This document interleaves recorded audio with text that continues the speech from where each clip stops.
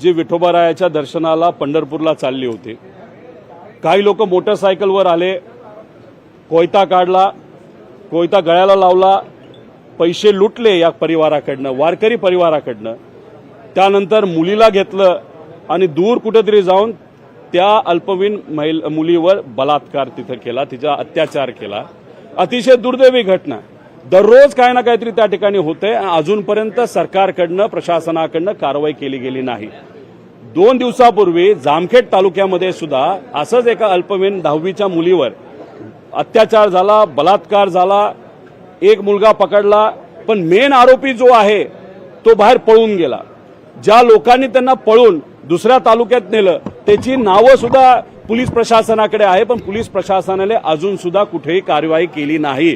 त्याचं मुख्य कारण जो हुंबे नावाचा व्यक्ती आहे ज्याने बलात्कार केला तो एका गँगचा सदस्य आहे आणि त्या गँगली भाजपचा प्रचार हा कर्जत जामखेडमध्ये केलाय। कदाचित त्या गँगचं ऐकून, गँग प्रमुखाचं ऐकून कदाचित पोलीस तिथं काम करत नाही असं मला वाटतं। तर पोलीस प्रशासनाला परत एकदा विनंती करतो, आज संध्याकाळपर्यंत त्या व्यक्तीला ज्याने रेप केले जामखेडमध्ये त्याला तुम्ही पकडावं, त्याच्यावर तुम्ही कारवाई करावी।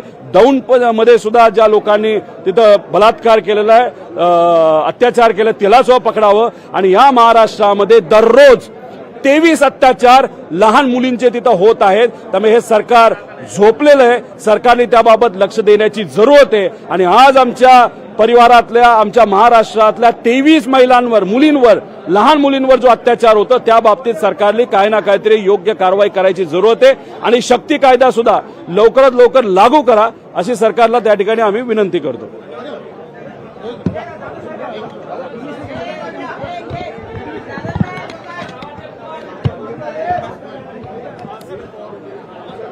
हा लावला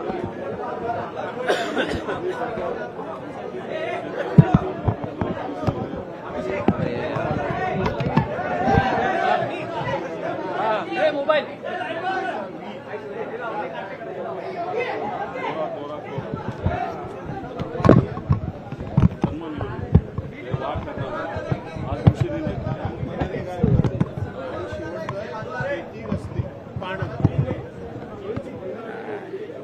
काय रे, काय तुमचं एवढं प्रेम ओतू गेले माझ्यावर?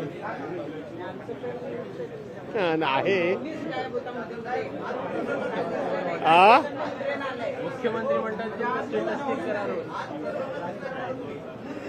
ते काय आहे, प्रसन्न जोशींनी माझ्या विरोधात उलटसुलट बातम्या लावल्यामुळे मी प्रसन्न आहे।